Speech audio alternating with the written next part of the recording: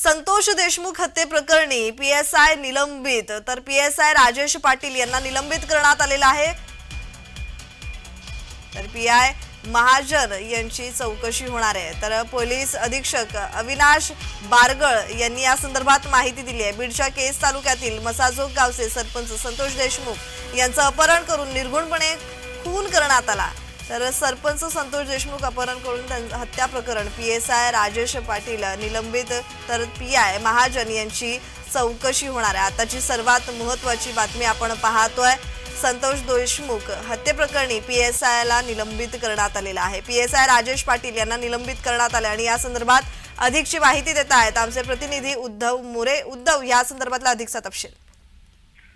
नक्कीच, कारण की संतोष देशमुख जे की सरपंच होते मसाजोग गावचे, त्यांचं अपहरण करून निर्गुणपणे जे आहे त्यांची हत्या करण्यात आली होती।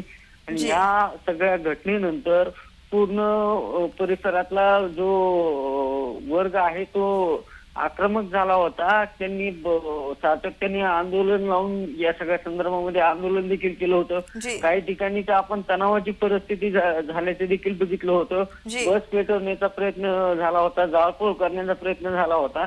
यानंतर पोलीस आता ऍक्शन मोड मध्ये आलेले। ज्या अधिकाऱ्यांच्या चुकांमुळे ह्या सगळ्या घटना इथपर्यंत वाढत गेल्या, ज्या अधिकाऱ्यांवर रोष होता, त्यातले एक राजेश पाटील नावाचे पीएस आहेत, त्यांच्यावर पोलीस अधीक्षकांनी तात्काळ कारवाई केली आहे, त्यांना निलंबित केलेलं आहे।